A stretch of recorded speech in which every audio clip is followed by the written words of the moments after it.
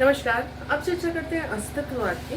अस्तित्ववाद एक ऐसी दार्शनिक विचारधारा है जिसमें सर्वोपरि मनुष्य और उसका अस्तित्व है, इसीलिए इसको अस्तित्ववाद भी कहा जाता है। इसमें तीन प्रकार के आपके दार्शनिक हुए।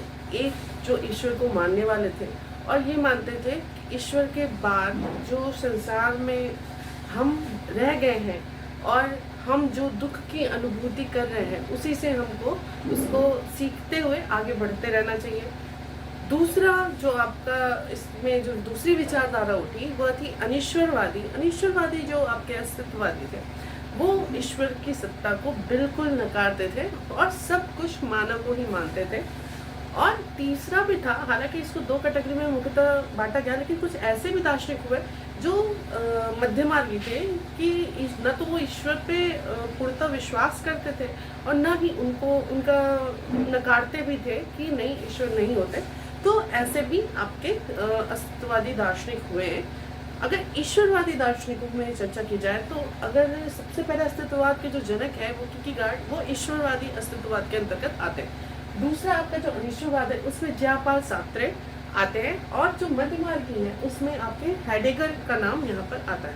अन्य दार्शनिक देखें तो ईश्वरवादियों में दस्तोवेस्की, फेलिक्स जैस्पर्स और आपके मार्शल गेस्टो। इसमें जो जैस्पर्स हैं ये आधुनिक अस्तित्ववाद के जनक माने जाते हैं। और जो आपके अनिश्वरवादी हैं उसमें आपने सार्त्रे के अलावा जो इस नाम सुने होंगे, नीत्शे है, सिमोन है, अल्बर्ट कामू है, हर्सेट है और डेकार्ट का नाम भी आपने बहुत मुख्यतः सुना होगा कि बिल्कुल घोर अनिश्वरवादी ये थे। इनकी चर्चा की जाए तो इसमें सबसे महत्वपूर्ण जो परम मूल्य था अस्तित्ववाद का वह थी स्वतंत्रता। मानव का सबसे पहला और सबसे परम अधिकार है स्वतंत्रता। मानव को स्वतंत्र छोड़ देना चाहिए और उसको अपने आत्मगत ज्ञान को खोज कर लेने देना चाहिए जिससे वो अपने अस्तित्व की अनुभूति कर सके। अगर बात करें तो अंतर्दर्शन, इसमें कहा गया है कि अंतर्दर्शन करके, विश्लेषण करके, अनुभव करके अपने आत्मगत सत्य तक मनुष्य को पहुंचना चाहिए।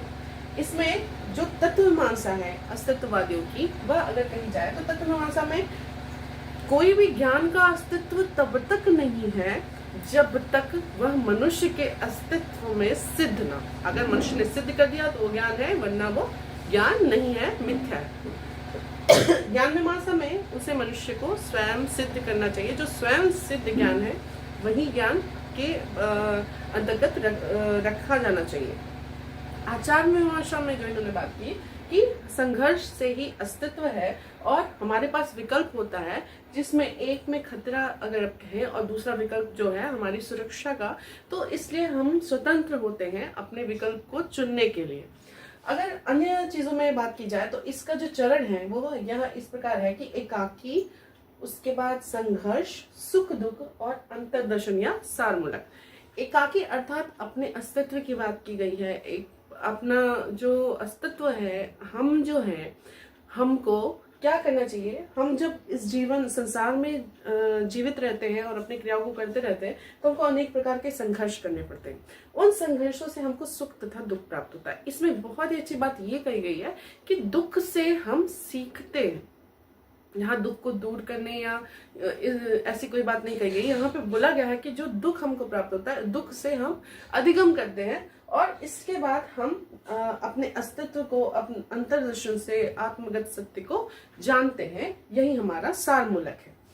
बाह्य जीवन निरुद्देश्य है और चेतना से सार्थक बनाने का इसको प्रयास करते रहना चाहिए। ये अस्तित्ववादियों के लिए बहुत ही महत्वपूर्ण आपका सिद्धांत है कि जितना भी बाह्य जीवन है वह निरुद्देश्य है। इसलिए इसको निराशावादी दर्शन भी कहा जाता है। इसमें टर्म आता है जो मानते हैं कि संसार में जितने भी आपके बाहरी जो पर्यावरण, वातावरण, जो भी चीजें हैं वो निरुद्देश्य है। हमको चेतना से उसको सार्थक बनाने का प्रयास करते रहना चाहिए। इसमें मनोविश्लेषणवाद सिद्धांत, भौतिकवादी सिद्धांत, मानवीय सत्ता का सिद्धांत और अनुभव मूलक सिद्धांत, उसके साथ ही साथ तथ्यपरक सिद्धांतों का प्रयोग किया गया है। इसमें इसको निषेध मूलक या निराशावादी सिद्धांत भी कहा जाता है और इसमें गुण से पहले अस्तित्व को यहाँ पर महत्व दिया गया है। कुल मिला जुला के अपने अस्तित्व की खोज, अपने अस्तित्व की पहचान और इसको स्वतंत्र रूप से इसका चयन करना मनुष्य के लिए और उसको बचाए रहना अस्तित्ववादियों का मूल सिद्धांत माना जाता है।